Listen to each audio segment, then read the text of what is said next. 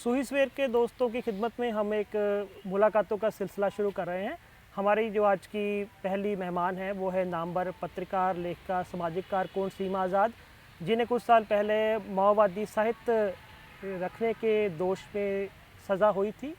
सीमा जी, बहुत बहुत स्वागत आपका। हमारे सूही सवेर के दोस्तों के आप सन्मुख हो रहे हैं। सबसे पहले तो बताएं कि ये मामला क्या था, 2010 का ये जो मामला था।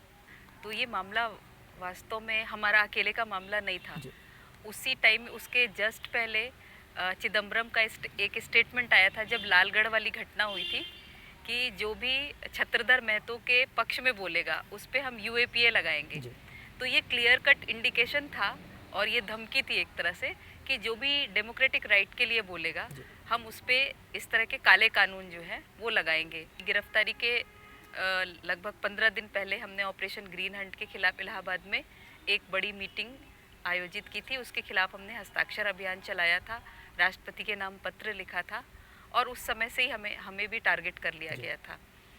तो ये एक वजह थी जिस वजह से मुझे और मेरे पति को 6 फरवरी को गिरफ्तार करके और मेरे ऊपर यूएपीए लगा दिया था। भारत का संविधान बोलने की आज़ादी देता है, लिखने की आज़ादी देता है, पढ़ने की आज़ादी देता है, और जिस तरह कहा गया कि आपने इस तरह का लिटरेचर रखा, ये अपने आप में जैसे सारी बात है जो भारत के संविधान पे किस तरह रिफ्लेक्ट करती है। देखिए, लिखने के लिए तो बहुत सारी बातें लिखी हैं संविधान में, लेकिन जो लिखी है उसको ही संविधान लिखने के 2 साल बाद 3 साल बाद 1950 में नज़रबंदी निरोधक कानून ले आया गया। तो उसको सबसे पहले तो 3 साल बाद खुद ही तोड़ दिया गया। और उसके अलावा भी बहुत सारी बातें जो हमें संविधान हमारा डेमोक्रेटिक राइट देता है उसको भी ये सरकारें लागू नहीं करती है। इसके जो सिस्टम के जो पार्ट्स हैं जो जिससे चलता है पूरा सिस्टम, वो उसको फॉलो नहीं करते हैं। तो उसके तहत जो है अगर देखा जाए कि लिटरेचर रखना, वो हमारा संविधान नहीं कहता है कि असहमति व्यक्त करना या लिटरेचर रखना कोई गैर कानूनी बात है। लेकिन उसके बाद भी इस तरह की गिरफ्तारी ये बोल के कि इन्होंने माओवादी लिटरेचर रखा था, और उसमें भी सच्चाई ये बात है, सच्चाई अगर मान लीजिए ऐसा मानते भी हैं वो, किसी समय ऐसा कानून बना भी दें, तो उसमें भी उससे भी छिप निकली हुई एक बात ये भी है कि मैं भले ही माओवादी लिटरेचर पढ़ती हूँ, लेकिन उस दिन जिस दिन हमें गिरफ्तार किया उस दिन हमारे पास कोई भी माओवादी लिटरेचर नहीं था। उस दिन मैं बुक फेयर से लौट रही थी, दिल्ली का बुक फेयर लगा हुआ था और वहाँ से खरीदी हुई किताबें थी हमारे पास। बुक फेयर में माओवादी लिटरेचर नहीं बिकते हैं। वहाँ से कुछ किताबें लेके मैं लौट रही थी और उसको उन्होंने रिप्लेस करके माओवादी लिटरेचर रख के वो कर दिया। ये अलग बात है कि माओवादी लिटरेचर रखना गलत नहीं है, लेकिन फिर भी उसमें भी उन लोगों ने धांधली की। तो ये जो है ये सिस्टम है, पुलिसिया सिस्टम है जो इसी तरह से काम करता है कि वो कहने को तो बहुत सारे संवैधानिक राइट देता है, लेकिन वो पीछे से उसको खींच भी लेता है। तो ये हमारे देश की स्थिति है। जैसे आपने बताया कि भारत का संविधान ये आज़ादी तो देता है लिखने की, बोलने की, लेकिन किस तरह मनुष्य हकूक़ को कुचला जा रहा है। इस समय ये बुद्धिजीवी वर्ग है वो मतलब मनुष्य हकूक़ के मसले को किस तरह ले रहा है। जो भारत का बुद्धिजीवी वर्ग है वो मतलब जो हमारे संविधान में दिया हुआ डेमोक्रेटिक राइट है उसकी बात करता है, लेकिन वो जब वो खींच लिया जाता है उनसे तो उसके लिए लड़ने के लिए आगे नहीं आता है। ये एक जो है इंटेलेक्चुअल्स की ट्रेजेडी है और वो अभी धीरे धीरे ज़्यादा बढ़ रही है। तो अभी की जो स्थिति है मतलब इंटेलेक्चुअल्स का काम केवल ये नहीं है कि जो है वो जो उनके दिमाग से उपजी हुई चीज़ है उसको लोग लिख के लोगों को बताएं। उनका ये भी काम है कि वो लोगों तक पहुंचाए भी उन बातों को, और अगर कुछ गलत हो रहा है तो उसके खिलाफ आंदोलन में भी उतरे, सड़क पे भी उतरे, तब वो रियल सेंस में इंटेलेक्चुअल माने जाएंगे। लेकिन अभी स्थिति ऐसी है नहीं। अभी इक्का दुक्का इंटेलेक्चुअल्स ही हैं जो लोग अपने डेमोक्रेटिक राइट की बात करते हैं या फिर उसके लिए सड़क पे उतरते भी हैं। और अभी की जो स्थिति आ रही है आने वाले समय में, जब इंटेलेक्चुअल्स पे भी ऐसा हमला होना शुरू हो गया है, और अभी आपने सुना ही होगा कलबुर्गी की हत्या हो गई, इस वजह से पेरुमल मुरुगन को जो है वो बोलना पड़ा फेसबुक पे, ये कहना पड़ा कि मेरे लेखक की मौत हो गई है। तो ये जो है ना इंडियन डेमोक्रेसी की एक बहुत बड़ी बहुत बड़ी घटना है और बहुत बड़ी हार है इंटेलेक्चुअल्स की, कि कोई कुछ कर नहीं पा रहा है कुछ। ये स्थिति बहुत निराशा और हताशा की स्थिति है। और अभी भी अगर इंटेलेक्चुअल्स नहीं सोचते हैं कि अगर ये कमरे में बैठ के सिर्फ कलम से लिखने वाला काम करते रहेंगे तो आगे वाले सिचुएशन में वो बचेंगे ही नहीं। हमारा जो कानून है वो अल्पसंख्यकों के लिए या फिर आदिवासियों के लिए, दलितों के लिए अलग अलग इसके मापदंड किस तरह हैं? जो हम लोग के देश का संविधान है वो ओपनली ऐसा बोलता तो नहीं है कि इन सब के लिए मानदंड अलग अलग होंगे, लेकिन जो जिस तरह से वो एक्ट करता है उसमें वो साफ साफ नज़र आता है कि ऐसा है, सबके लिए अलग अलग मानदंड है। जो भारत की मेजॉरिटी है उसके लिए उसका अलग मानदंड है, और जो बाकी जो दमित और दलित तबके हैं उनके लिए अलग मानदंड है। जैसे खालिद मुजाहिद का मामला था, वो इस तरह की जो उदाहरण है वो क्या साबित करती है, यदि हमने देखना हो कि कैसे सिस्टम अपना काम करता है?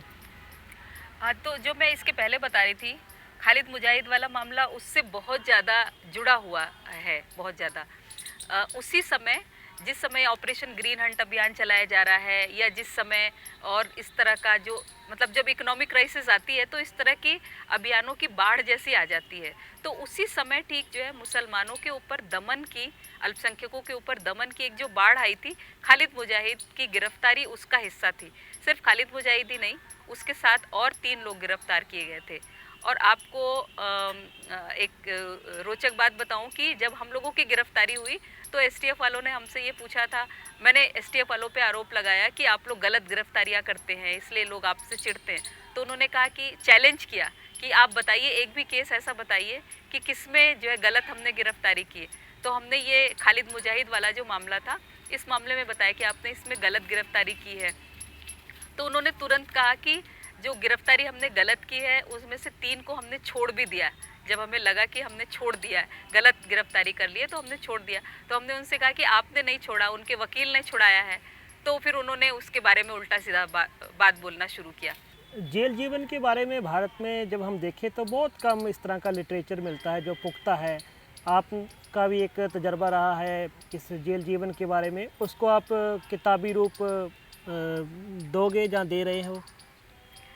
हाँ, मैंने जेल में रहते हुए ही डायरी लिखना शुरू कर दिया था, जेल के अंदर ही, और अब वो पूरा हो गया है और वो जल्दी ही छप के आ जाएगा।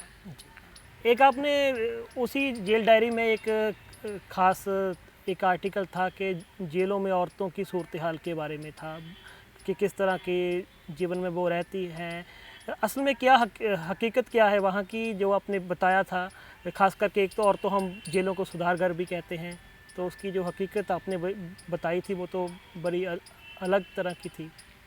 हाँ, मतलब महिला जेल में मुझे कोई ऐसी महिला नहीं मिली जो कि शातिर अपराधी हो, तो एक भी नहीं मिली, मतलब 2.5 साल के लाइफ में एक भी नहीं मिली ऐसी। और उनसे, और जो उनका जो अपराध भी था ना, वो इस सोशल सिस्टम का एक पार्ट था। जैसे इस वाले सिस्टम में रहते हुए किसी से भी वो अपराध हो सकता है।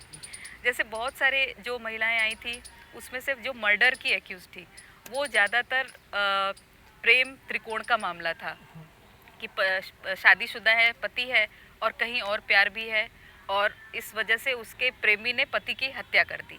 तो वो हत्या में इन्वॉल्व नहीं रहती हैं, लेकिन उनको पता रहता है कई बार कि हाँ, या प्रेमी ने कर दी तो उसको भी छिपा रही हैं, तो इस तरह की चीज़ रहती है। तो कई बार जो है मैंने उनसे ये भी पूछा कि जो है क्यों तुमने इस तरह का किया, तो उन्होंने कहा कि मेरे पति को पता चल चुका था और अगर मैं ये नहीं करती तो वो मुझे मार देता। तो वास्तव में ये एक सोशल इस तरह की सिचुएशन है। आपकी जो पीछे एक कहानी आई थी काफ़ी चर्चित रही साहित्यिक हलकों में, उसके बारे में क्या कहना चाहोगे? किराए की कोख।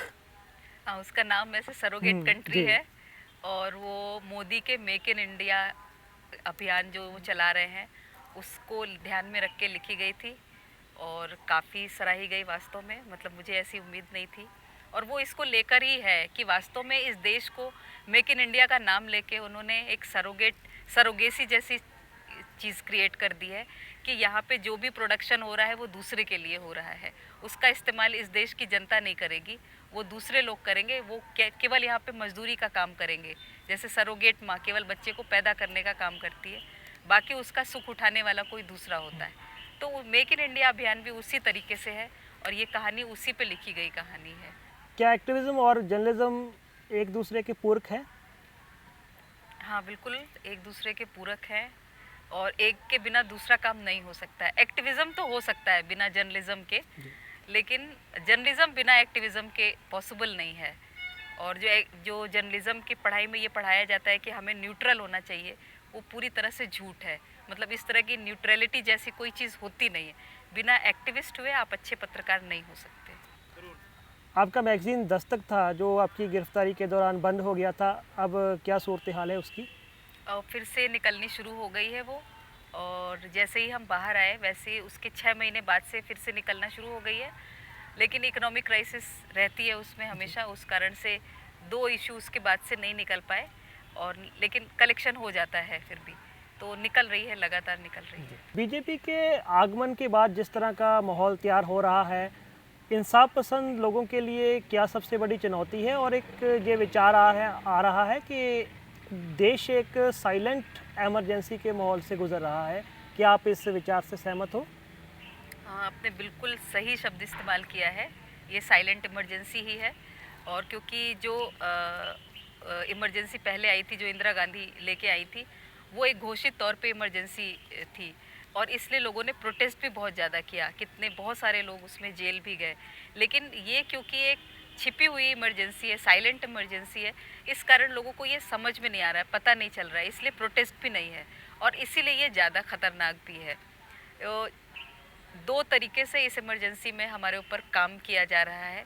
एक तो राजकीय दमन जो हो रहा है, जो पुलिस प्रशासन से हो रहा है, जुडिशरी से हो रहा है, और दूसरा ये जुडिशरी से ही जुड़ा हुआ ये भी है कि सारे इंस्टीट्यूशन में वो अपने लोग बिठा रहे हैं।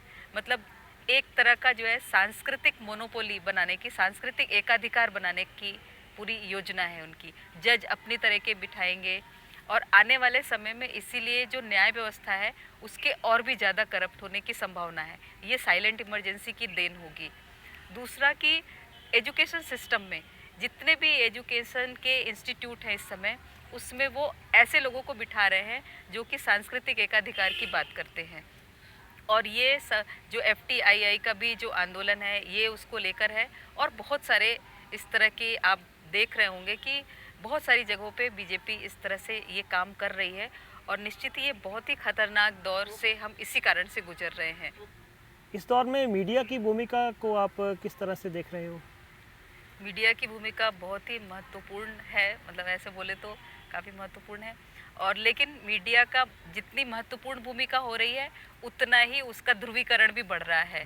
और ध्रुवीकरण में जो मीडिया की पॉजिटिव भूमिका है उसमें कम लोग मोबिलाइज हो रहे हैं, और जो नेगेटिव भूमिका है उसमें ज़्यादा लोग मोबिलाइज हो रहे हैं।